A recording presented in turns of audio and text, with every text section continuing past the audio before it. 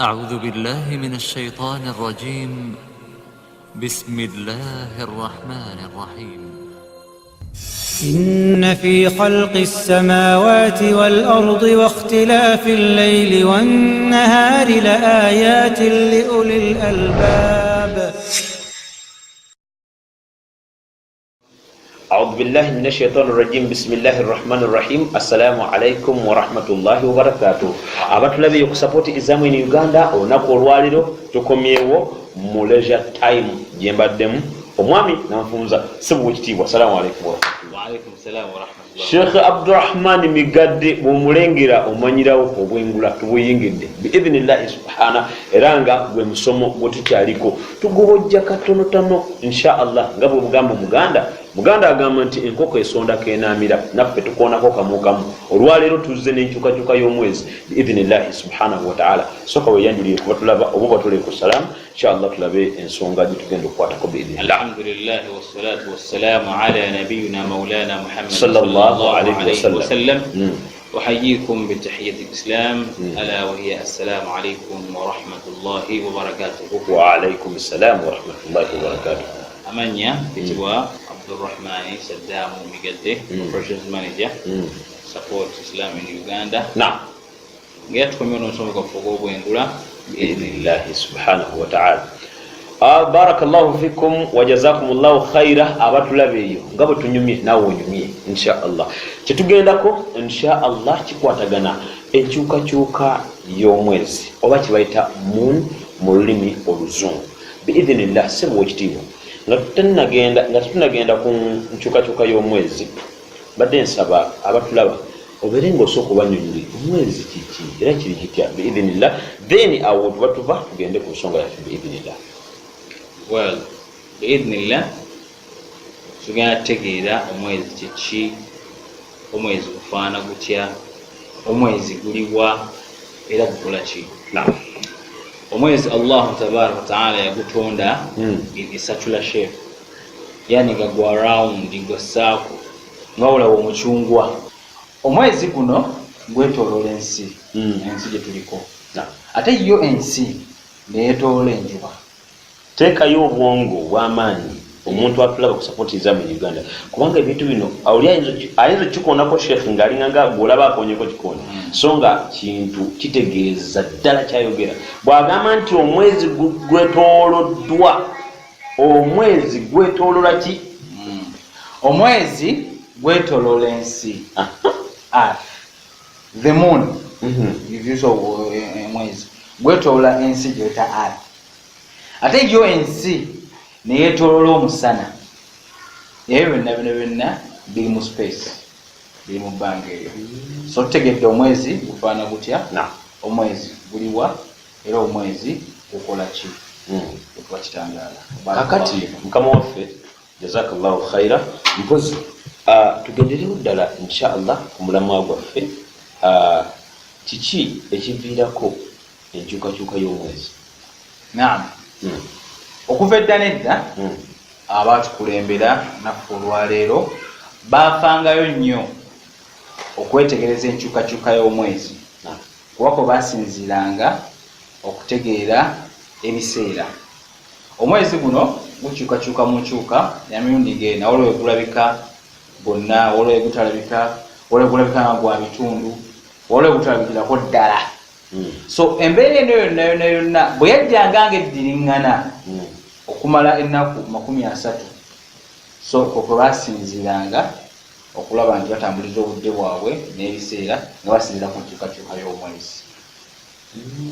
So kyekyo ekitegeeza yensonga lwaki n'okubala omwaka era omuntu omulaga nti omwezi ogw'12 omwezi ogw'omukaaga abeera ategeeza omwezi okutambula ne gudda ne gubula. Ekyokubiri, omwezi ebiseera tuyitamu tubagamba ennaku z'omwezi. Ennaku z'omwezi ze zikola omwaka. So tutandika okubala ennaku okusinziira ku ntambula y'omwezi n'enkyukakyuka yaagwo. Okay, so that's why tugamba nti ennaku z'omwezi ziri mmeka.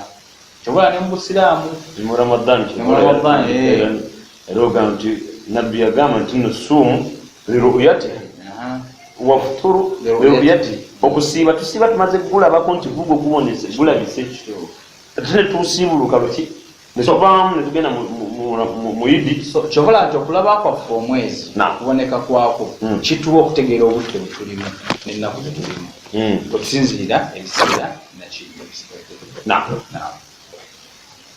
mpozi ssebo wekitiibwa tukwebaza biidhinillahi subhanahu wataala. kakati wano tulinawo engeri yakabuujo enkyukakyuka y'omwezi guno ejjeetya era lwaki mukulaba era lwaki omwezi guno buli lwe guggwayo gudda ne gukomawo ne guboneka yani kijja kisikiriŋŋana bwe kiddiŋŋana lwaki kijja mu mbeera bwetyo?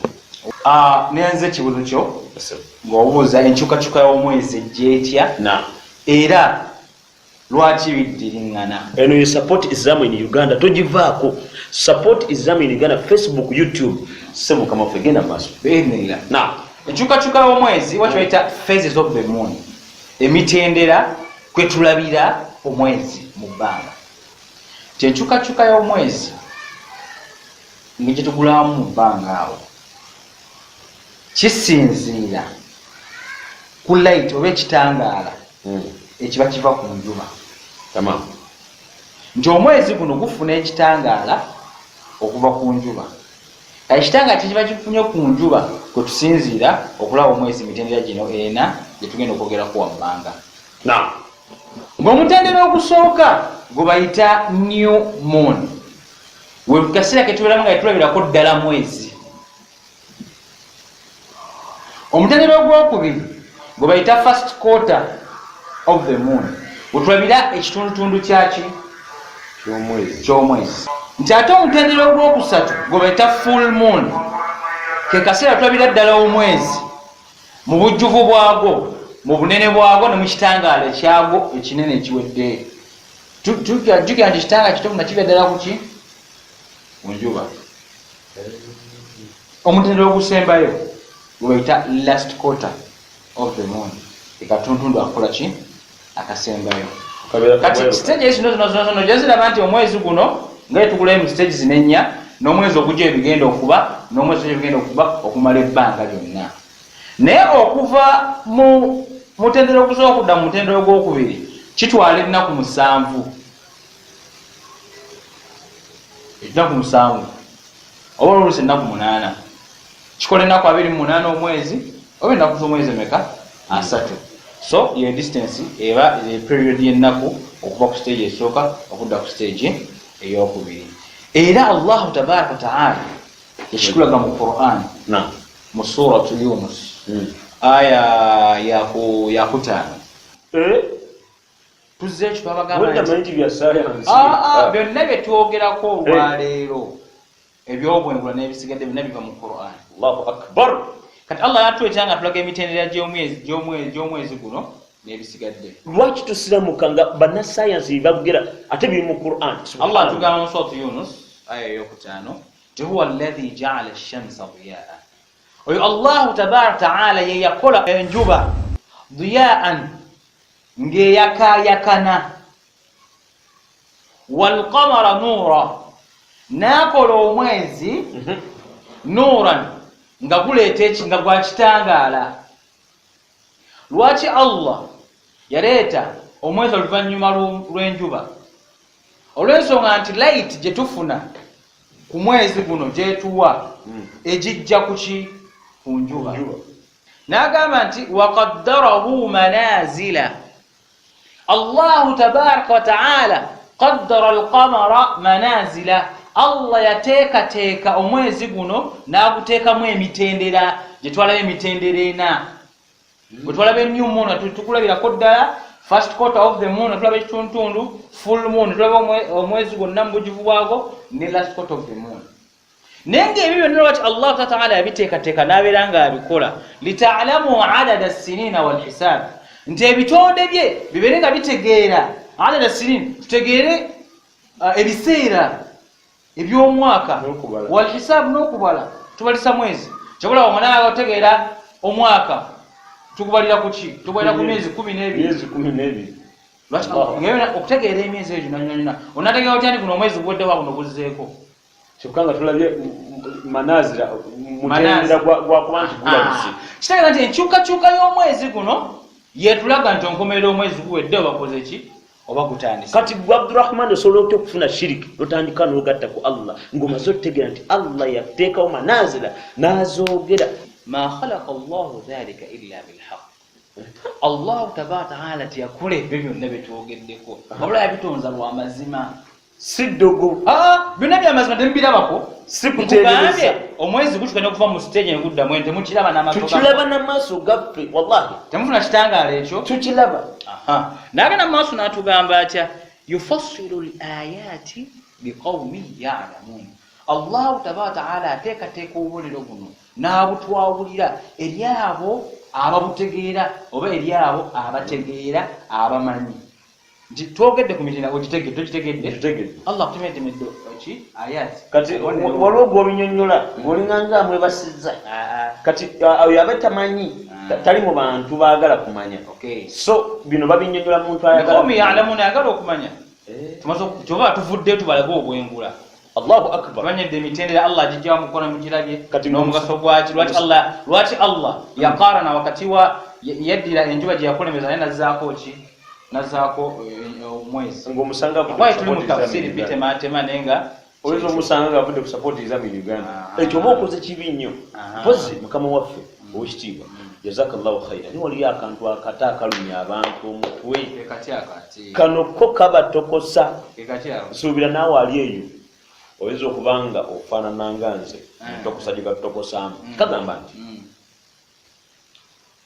di era kijja kitya omwezi okulwana enjuba oba enjuba okulwana n'omwezi kubanga tukiraba bwe tutyo ate ogambye wali watusomera aya egamba nti nno la shamsi yambagi laha an tudrika alqamara wala laylu sabiqu nahar nti tekisobokirako ddala gundi njuba kubanga ejja yegatte n'omwezi oba bikwatagane kitegedde ate simanyi kibayita nti omwezi gwalanye n'enjuba tekiriiyo si kituufu ekyo kyetulaba mu bbanga mu kaseera kuba kita luna eclipse mu luzungu luna eclipse kyeki nti nga twagamba nti aya nga gyogeddeko nti la shamsi wa kullun fi falaki yasbahun ebyo byonna bye boogeddeko omwezi enjuba ensi eno enyini biri mu bbanga bikola ki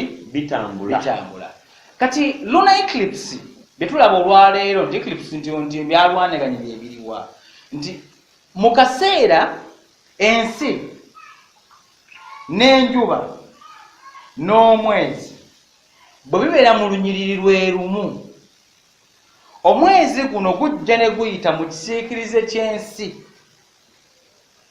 kuba gyova ne budda omwezi guno gulina kuyita wansi oba waggulu waayo wagga omwezi gwetoola ki gwetoola nsi naye bwe bijja nga biri mu lunyiriri lwe lumu omwezi gujja ne guyita wakati ndi wano nsi eno njuba ne gubeera wakatikati awo nolanga ekidde kikutte eta eclipse of what lunar eclipse naye nga kino kiri wala ne kino kiri wala tebina bibirwana tebisobola kulwana Allah kugambe la shamsu yambaghi laha an tudrika alqamara wala allaylu sabiqu an-nahar tekiriyo nti bino birwanaganye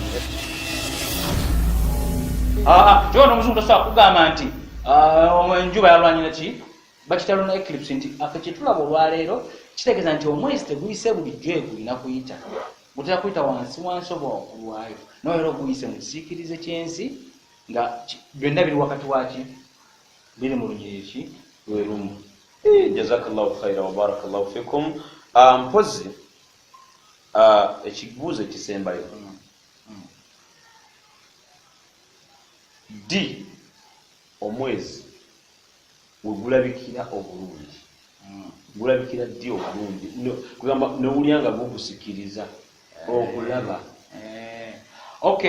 omwezi guno wegulabikira obulungi eddi ke kaseera omwezi wegulabikira nga gwa kitundu jjukira twagala emitendera ena waliwo ebitundutundu ebi bibiri waliwo first quarter ne last quarter kati mweyo stage mwomutendera ogwo omwezi ogulabikira obulungi ayo tuna ekitangalo ekirungi era naye kennyini lwaki okulabikira obulungi ti mu siteegi ey'okuba nti gwa kitundu gusemberegana n'ensi noba ngaosobola olaba ensozi ezirimu nolaba ebiwonka ebirimu twali tumanyi mubeeramu mukazi nga tebiriyo ekyamaaso go kyekakugamba naye ekigamba kirimu waliko ensozi mulimu ensozi mulimu ebikko ebyo byonna tujja bitegeera biiznillah n'olusomo lwaffe luno olw'okutegeera ebifa muki nabwengula wabarakallahu jazakallahu khaira mpozi mukitegedde ayagala okuwaana mukyalawo ng'omuwaana na mwezi otegedde ddi lwolina omuwaana nga gwenkana gutya mpozi sebo ekitiibwa tukwebaza okubeera nga okyaweereza ku sapoti ezamu e Uganda mpozi mwenna abantu abali eyo tubakubiriza okubeera nti mukyekumira ku sapoti ezamu e Uganda edita waffe omulungi Sheikh Abdul Hakim tukwebaza omulimu gwokola Sheikh Sudais of support ezamu in Uganda nawe tukulengera Qur'ani gyosoma mwebale nnyo mwebale ddala Sheikh Abdul Salam Kakoza nawe tukulengera ku jajja w'abantu b'okusupport ezamu in Uganda ku lugero lw'olunaku nawe tukulengera mpozi n'abalala Sheikh Abdul Razak Mutebi n'abalala bonna Muhammadi twakiwulidde ekitambula eyo tulina kati abasiraamu mu mwezi guno gumu abasiramuse mu district eyerakai 332 mpozi ekyo chance nene nnyo buli yonna abayagadde okubaako kyabayamba osobola okuyita ku namba zaffe ezo ne akawunti zaffe zetulina okubeera nga tufuna engeri gyetuyambagana okuba nti ekibiina kigenda mu maaso wa barakallahu fikum wasalaamu alaikum warahmatullahi wabarakatuh كتاب الله دستوري وخير الخلق أسوتنا بسنته انجلى نوري لهدي الحق أرشدنا كتاب الله دستوري وخير الخلق أسوتنا